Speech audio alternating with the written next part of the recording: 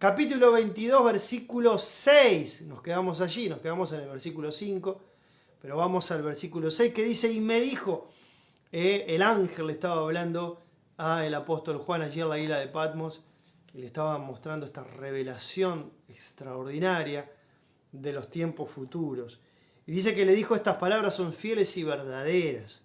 Y el Señor, el Dios de los espíritus, de los profetas, ha enviado su ángel.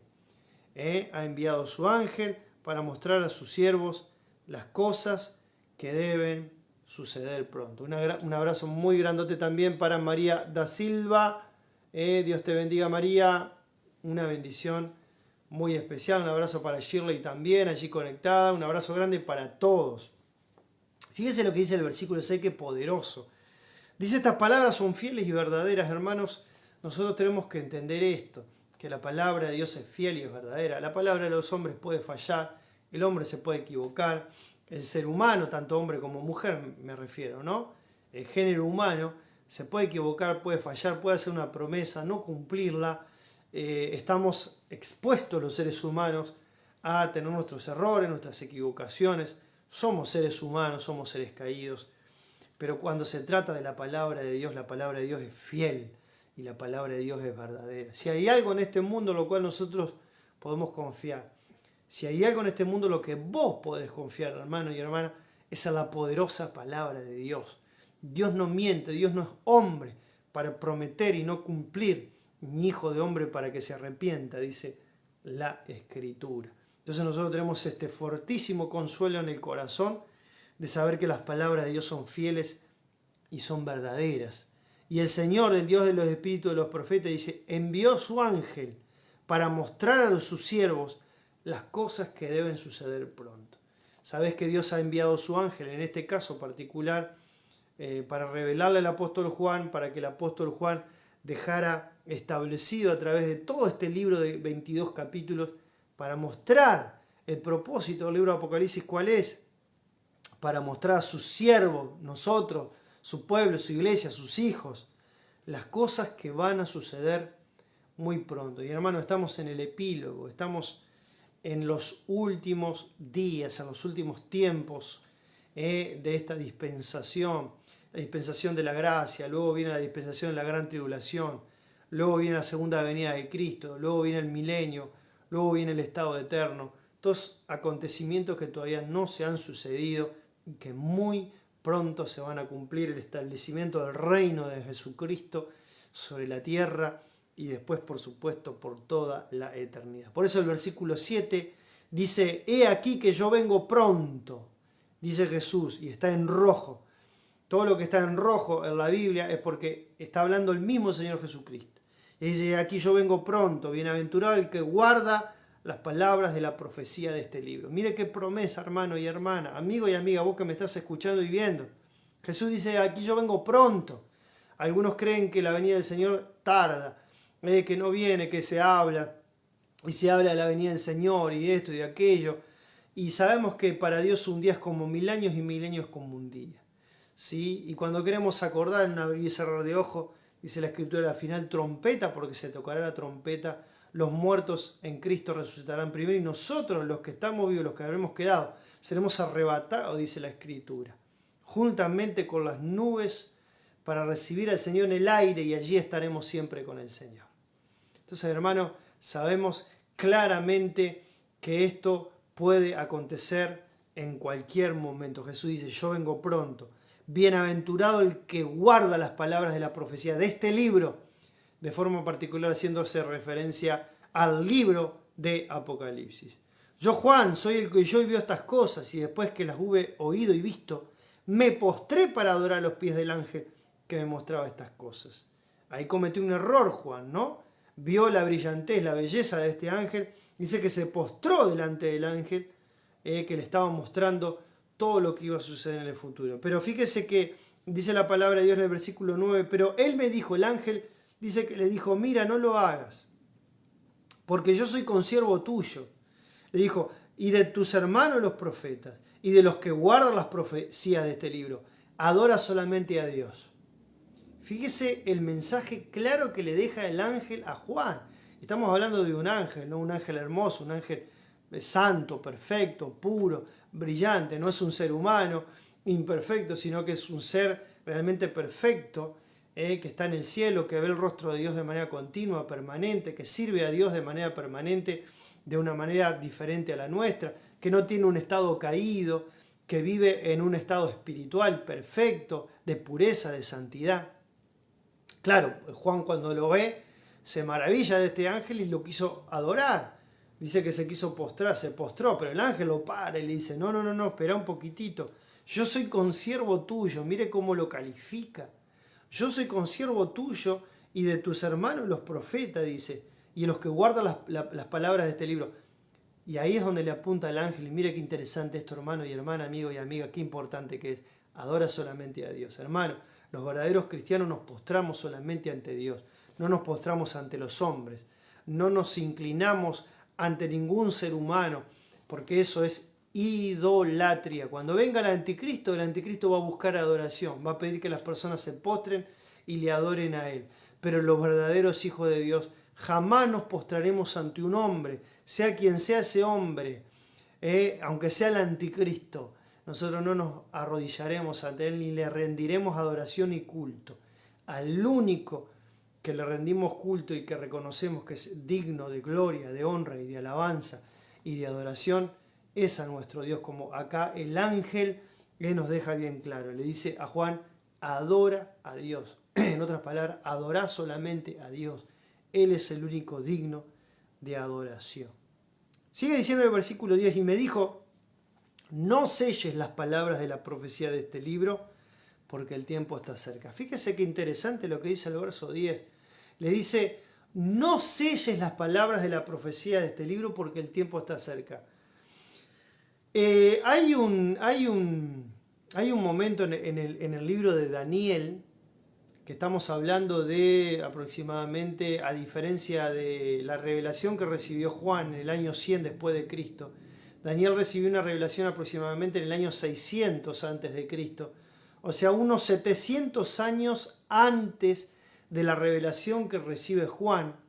El profeta Daniel también recibe mensajes relacionados a los eventos futuros, a cosas que iban a suceder en el futuro más adelante. Pero fíjese la particularidad, cuando el ángel le da la revelación a Daniel le dice, sellá estas palabras, sellalas porque falta mucho para que se cumpla. Fíjese qué interesante esto, ¿no? 700 años antes el ángel le dice, sellá las palabras, o sea que estas palabras no sean descubiertas por alguna manera porque falta bastante todavía. Ahora, cuando llega a Apocalipsis y llega el apóstol Juan y este ángel le da la revelación, que es muy similar a la revelación que le da también al profeta Daniel, cuando uno estudia Apocalipsis tiene que estudiar el libro de Daniel también porque tienen una gran similitud los dos libros en cuanto al aspecto apocalíptico. Fíjese que a Juan no le dice que selle las palabras, todo lo contrario. Le dice que no selle las palabras de la profecía del libro. ¿Por qué? Porque el tiempo está cerca. O sea, en otras palabras estaba diciéndole el ángel, esto se tiene que saber. No tiene que ser selladas estas palabras. Esto se tiene que saber. Esto se tiene que difundir. ¿Cuál es el motivo por el cual esto se tiene que saber y se tiene que difundir? Porque Jesús viene pronto, porque la gente necesita saber que Jesús llega pronto, que Él viene pronto a buscar a su pueblo, que Él viene pronto a establecer su reino sobre la tierra para gobernar por siempre, por toda la eternidad, por los siglos de los siglos, sobre su pueblo, sobre sus hijos, sobre la iglesia, para restaurar absolutamente todas las cosas. Y sigue diciendo el verso 11, el que es injusto, sea injusto todavía, o sea injusto aún, ¿no? El que es inmundo, sea inmundo todavía aún. Y el que es justo, practique la justicia todavía aún. Y el que es santo, dice, santifíquese todavía, o sea, santifíquese aún, como diciendo, el que quiera hacer lo que quiere, que lo haga, cada uno toma su propia decisión. Aquellos que hacen el mal, como la injusticia, la inmundicia, o aquellos que hacen el bien, los que practican la justicia y los que practican la santidad. Aquí se ve claramente una clara división entre los dos tipos de seres humanos, los dos tipos de seres humanos que van a estar en el último tiempo sobre la tierra, ¿no? aquellos que son injustos, que practican la inmundicia, y aquellos que son justos y practican la santidad. Dios va a hacer una separación bien clara y bien evidente. Los injustos irán al castigo eterno y los justos irán a la vida eterna. Y nuevamente vuelvo a repetir, así como lo repite en el verso 7, lo repite también en el verso 12. He aquí que yo vengo pronto. Pero aquí agrega a lo que dijo en el verso 7, y mi galardón conmigo, para recompensar a cada uno según sea su obra. ¿Cuántos se animan a decir gloria a Dios en esta noche? Jesús va a venir, y no solamente va a venir Él solo, sino va a venir con su galardón. Él va a venir a galardonar, dice, para recompensar a cada uno, porque esto es individual. Esto no es... el tema de la salvación y la recompensa es personal de cada uno, es personal. Yo me tengo que consagrar de forma personal delante del Señor. Si los demás lo hacen o no, es un tema de cada uno. Yo no puedo obligar a nadie a que se santifique. Les puedo aconsejar, les puedo decir que se consagren a Dios, les puedo dar el mensaje y el consejo de que se consagren a Dios. Pero si no lo hacen, es algo muy personal, uno no los puede obligar. Pero yo sí me puedo obligar. Yo sí me puedo tomar la decisión de consagrarme a Dios. ¿Para qué? Para que cuando Cristo venga, junto con su galardón, Él va a recompensar a cada uno según sea su obra. O sea, según el fruto que haya dado aquí en esta tierra como cristiano, como hijo de Dios. Esto lo toma poco en cuenta mucha gente. Muchos cristianos lo toman poco en cuenta. Hacen lo mínimo de lo mínimo de lo mínimo para servir al Señor. Pero lo mínimo de lo mínimo hacen, ¿no? Y es tan lindo poder ofrecerle, darle al Señor en cuanto al servicio de su obra, en cuanto a dar fruta, en cuanto a ganar almas, en cuanto a consagrarse, en cuanto a servicio.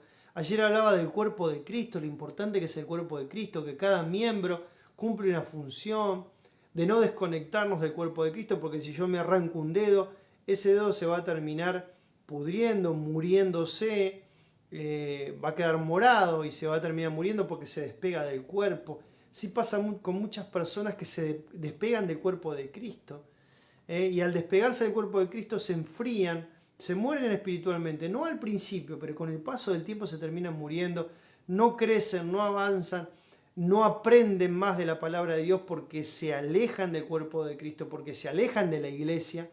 Y cuando hablo de iglesia no estoy hablando de una estructura. Cuando hablo de iglesia estoy hablando de lo que Cristo engendró, porque Él dijo, yo voy a edificar mi iglesia. La iglesia no es mía, no es del pastor Freddy, no es de ningún pastor terrenal, la iglesia es de Jesucristo. Entonces qué importante que nosotros le demos el valor a la iglesia que realmente la iglesia tiene, porque la iglesia es de Jesús. ¿Por qué Él edificó la iglesia? ¿Por qué Él edifica? Él dijo que iba a edificar la iglesia. Y las puertas del infierno no prevalecerían contra ella. No fui yo el que edifiqué la iglesia, fue Jesús. Entonces, qué importante que es que nosotros realmente demos ese fruto para poder recibir esa maravillosa recompensa. Y dice el 13, yo soy el alfa y la omega, principio y fin, primero y el último. Aquí está hablando Jesús de su eternidad. Alfa y omega, la primera letra y la última letra del alfabeto griego. Principio, fin, primero y último. Bienaventurados los que lavan sus ropas para tener derecho al árbol de la vida y para entrar por las puertas en la ciudad. Aleluya. ¿Cuántos se animan a decir gloria a Dios? Bienaventurados los que lavan sus ropas. ¿A qué se está refiriendo? No está hablando de lavar las ropas físicas. Está hablando de la vida de la persona, de su santidad, de la santidad personal. Eso dice, bienaventurados aquellos que lavan sus ropas, aquellos que buscan la santidad delante de Dios. ¿Para qué? Para tener derecho al árbol de la vida y para entrar por la puerta de la ciudad. ¿Qué ciudad se está refiriendo? La ciudad de la Nueva Jerusalén. Esa Nueva Jerusalén que el Señor nos tiene preparado para cada uno de nosotros y que ya mencioné en el capítulo 21 y en la primera parte del capítulo 22. Dice, más los perros estarán fuera. No está hablando de los perros literalmente, ¿no? Sino que está hablando del carácter moral de ciertas personas. Los perros estarán fuera, los hechiceros, Fíjese, ¿no? Qué tremendo. No los hechiceros que se arrepintieron, sino los hechiceros que vivieron toda su vida en ese pecado, ¿no? Y murieron en ese pecado. Los perros, los hechiceros, los fornicarios, los homicidas, los idólatras y todo aquel que ama y hace mentira. Fíjese la lista que da aquí el versículo 15, ¿no? La palabra de Dios. Si uno fue hechicero y se arrepintió y se convirtió a Cristo, es salvo. Si uno fue fornicario, homicida, idólatra o mentiroso, si se arrepintió, es salvo. Pero aquí está hablando de manera bien clara aquellas personas que han vivido toda su vida practicando esto, nunca se arrepintieron de sus errores, murieron en esa condición. Todas estas personas dice que estarán fuera de la salvación y fuera de la Nueva Jerusalén. Yo, Juan, he enviado mi ángel, dice, para daros testimonio de estas cosas en las iglesias. Mire qué interesante esto, ¿no? Yo, Juan, he enviado mi ángel para daros testimonio de estas cosas, no en cualquier lugar. El libro de Apocalipsis primeramente es para la iglesia del Señor. Recuerda capítulo 2 y capítulo 3 del libro de Apocalipsis, que ya lo estuvimos viendo. Todo el capítulo 2 y todo el capítulo 3 habla de las 7 iglesias que representan a toda la historia de la iglesia desde Pentecostés hasta el arrebatamiento. Y él dice que vino para dar testimonio a través del ángel de estas cosas a las iglesias. Yo soy la raíz y el linaje de David, dice, y la estrella resplandeciente de la mañana. Perdón, yo Juan no, yo Jesús, perdón, aquí leí mal. Yo Jesús, porque yo dije yo Juan, me equivoqué. Yo Jesús he enviado mi ángel. Aquí está haciendo la firma el mismo Señor Jesucristo, nuestro amado Salvador. Yo Jesús he enviado mi ángel para dar testimonio de estas cosas a las iglesias. Impresionante lo que dice la palabra, hermano. Tremendo lo que está escrito en su palabra.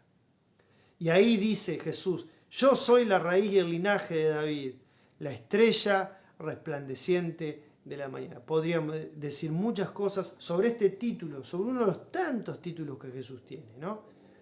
Jesús tiene un montón de títulos diferentes. Y aquí está hablando de él, que él es la raíz y el linaje de David, porque él viene de la línea de David, de la tribu de Judá, que es un linaje real, de gobierno, de reino. Y él tenía que nacer de la tribu de Judá porque es justamente la tribu de reino, porque David fue el último gran rey que gobernó sobre Israel, el último referente, me refiero, no fue el último rey, sino el último referente delante de Dios, del reinado que realmente le agradaba verdaderamente a Dios, fue el reinado de David. Por eso Jesús, cada vez que habla de su reinado, pone como ejemplo el reinado de David. Dice, yo soy la raíz y el linaje de David, la estrella resplandeciente de la mañana. En otras palabras, yo soy el que voy a venir a reinar, pero no incluso como David, aunque haya sido un reinado modelo. El reinado de Jesucristo va a ser muchísimo más extraordinario, va a ser de un alcance mundial, y va a gobernar como ahí lo explica la palabra de Dios en el libro de Apocalipsis capítulo 20, haciendo referencia al milenio. Y el Espíritu, dice el 17, y el Espíritu y la esposa dicen, ven. El Espíritu Santo y la esposa, ¿quién es la esposa? La iglesia. ¿Y por qué el Espíritu y la esposa, los dos juntos? Porque el Espíritu Santo está en la iglesia hoy. Aleluya, ¿cuántos dicen gloria a Dios?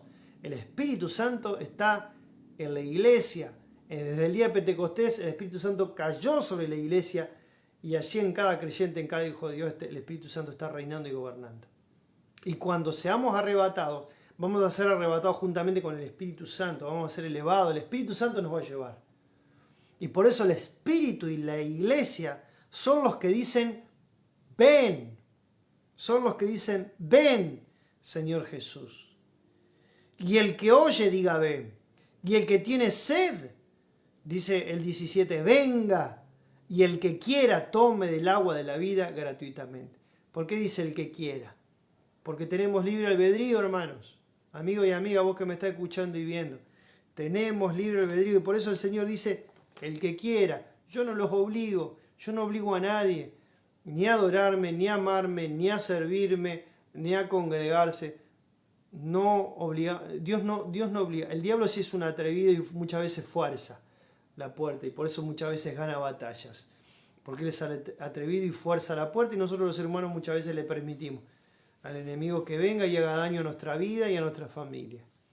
Pero el Señor no, Él es caballero. Él no obliga a nadie porque Él respeta nuestro libre albedrío. Todo lo que tú y yo vamos a hacer porque lo queremos hacer. Porque está en nuestro deseo y está en nuestra voluntad y está en nuestra decisión. Nadie nos obliga a servir a Dios, nadie nos obliga a hacer la voluntad del Señor. Por eso Él dice, el que quiera, el que lo quiera hacer, yo tengo agua de vida para darle. Tome del agua de la vida gratuitamente. Gratuitamente.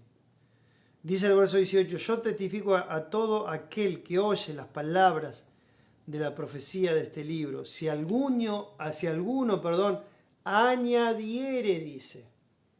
Si alguno añadiere a estas cosas, Dios traerá sobre él las plagas que están escritas en este libro. Y si alguno quitare de las palabras del libro esta profecía, dice el 19, Dios quitará su parte del libro de la vida, de la santa ciudad y de las cosas que están escritas en este libro. Qué tremenda revelación lo que nos da el versículo 18 y 19 del capítulo 22 del libro de Apocalipsis.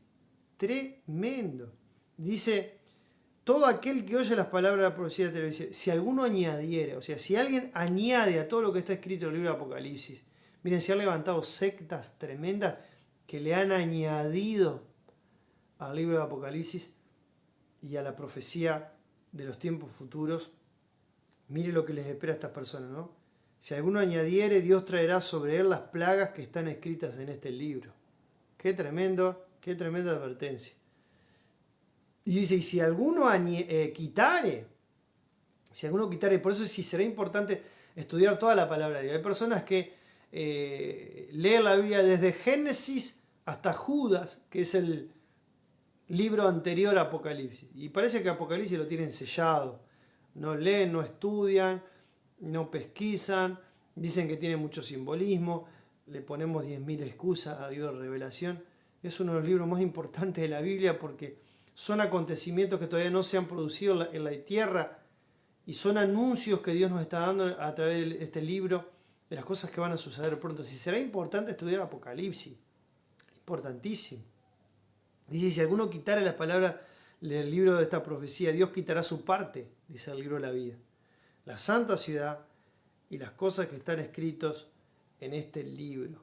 Y termina diciendo el verso 20, el que da testimonio de estas cosas, dice, ¿quién es el que da testimonio de estas cosas? Claramente es nuestro amado Salvador, es nuestro amado Señor Jesucristo.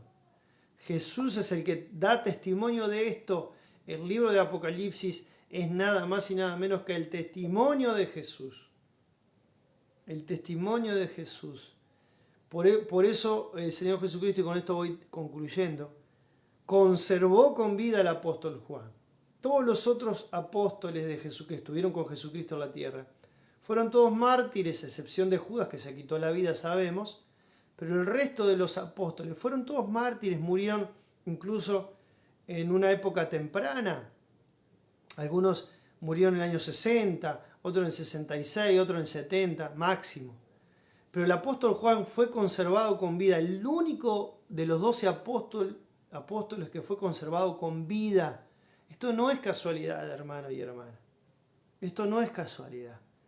Dios lo conservó con vida a Juan, aunque pasó por miles de peripecias. Incluso se cuenta la historia de que en una oportunidad un emperador, no recuerdo qué emperador fue, si Diocleciano, uno de esos emperadores romanos, perseguidores de los cristianos, lo dice la historia, porque la Biblia no lo dice, pero lo dice la historia, que Juan fue enjuiciado a muerte y dice que calentaron una olla hirviendo de aceite y dice que Juan fue tirado literalmente su cuerpo, estamos hablando de una olla inmensa obviamente, de aceite, imagínense una olla hirviendo de aceite.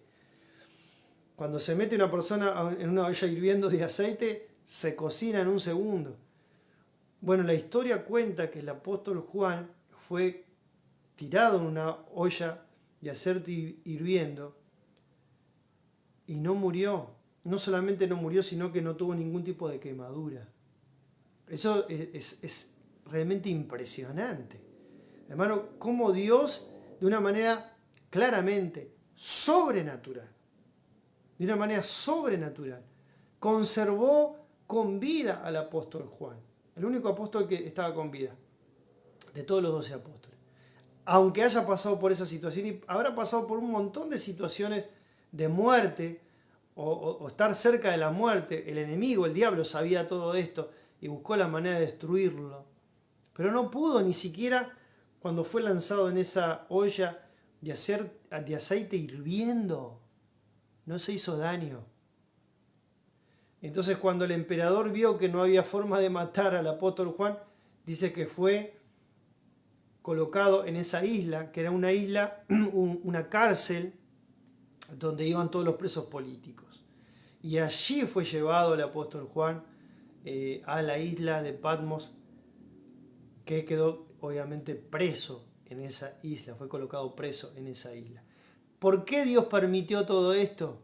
¿Por qué Dios conservó con vida al apóstol Juan?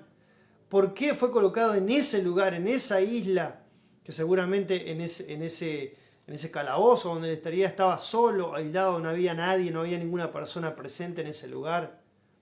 Dios lo conservó de forma especial, ahí lo guardó de forma específica, porque Dios tenía algo muy especial para él y para todo el cristianismo en general. Él quería dejarle un mensaje a todo el pueblo cristiano de estos últimos tiempos. Mire, estamos en el año 2022 y seguimos hablando de esta maravillosa revelación y vamos a seguir hablándolo porque es la palabra eterna de Dios, que la palabra de Dios nunca se marchita y nunca se termina, porque Jesús dijo, los cielos y la tierra van a pasar, pero mis palabras, dijo Jesús, no van a pasar. Entonces ahí el Señor Jesucristo le da toda esta revelación, estos 22 capítulos de revelación de todo lo que va a suceder pronto. Juan lo escribe en una hoja, en un libro, toda la revelación que él recibe, y hoy tenemos en nuestras manos, así como los evangelios, como los 27 libros del Nuevo Testamento, tenemos también el libro de Apocalipsis en nuestras manos para poder leer y para poder estudiar todo lo que se le reveló al apóstol Juan. ¿Sabe por qué Dios lo conservó con vida a este apóstol? Porque Jesús le quería dejar un mensaje. ¿Por qué no eligió a Pedro o a otros? Vaya uno a saber, Dios sabe por qué. Juan era uno de los 3 apóstoles especiales que tenía Jesús. Pedro, Jacobo y Juan, ¿recuerda? Pedro murió como mártir en el 64, 66, crucificado al revés.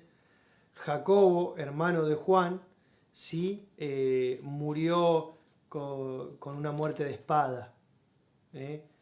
El único que quedó con vida de los Boanerges, de estos 3 apóstoles especiales que Jesús tenía, fue el apóstol Juan. ¿Para qué? Para el Señor darle esta maravillosa revelación a él y a todos nosotros. Entonces dice el 20, el que da testimonio de estas cosas, o sea, Jesús dice, ciertamente, Iglesia del Señor, vengo en breve. No se olvide nunca de estas palabras y grábese en su mente y en su corazón. Jesús dijo, ciertamente, vengo en breve. Amén, dice la Iglesia. Sí, ven, Señor Jesús. Jesús dice con su voz maravillosa, vengo en breve, Iglesia. Y nosotros, la Iglesia, le respondemos y le decimos, amén, sí, ven, Señor Jesús. La gracia de nuestro Señor Jesucristo sea con todos vosotros. Amén. Así termina el libro de Apocalipsis, el capítulo 22, el versículo 21. Es el último versículo y allí es donde se cierra toda la profecía de la palabra de Dios. Se cierra la Biblia. En el capítulo 22, versículo 21, luego de que Jesús hace la firma final, dice, ciertamente vengo en breve, sí, ven, Señor Jesús, la gracia del Señor Jesucristo sea con todos vosotros. Amén. Y ahí se cierra toda la revelación. Todo lo que quiera pretender el hombre hacer después de lo que se escribió en el libro de Apocalipsis, no sirve.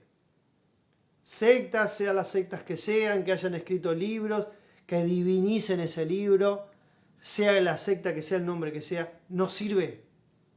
El último libro que se escribe bajo la revelación de Dios es el libro de Apocalipsis, capítulo 22, versículo 21. Allí se cierra la revelación definitiva porque ya está todo dicho. Y pronto todo eso se va a cumplir. Por eso, queridos hermanos, más que nunca tenemos que estar fortalecidos en Dios. Más que nunca tenemos que consagrarnos a Dios. Pero no en nuestra casa, hermano. No solamente en nuestra casa. Somos una iglesia, somos un cuerpo. Nos necesitamos los unos a los otros. Así como funcionan, ¿no?, los dedos de las manos, la cabeza, los ojos, la boca, los brazos, las piernas. Todo el cuerpo de Cristo funciona de manera perfecta dentro de ese mismo cuerpo, fusionados y conectados el uno al otro. Así necesitamos funcionar nosotros como iglesia. Nos necesitamos los unos a los otros. El Señor dijo claramente que debemos estimularnos al amor y a las buenas obras, no dejando de reunirnos, de congregarnos como algunos tiempos de costumbre. Y tanto más cuando aquel día se acerca, o sea, la venida del Señor se acerca. Estimularnos al amor y a las buenas obras. ¿Y cómo nos vamos a estimular al amor y a las buenas obras si no estamos juntos?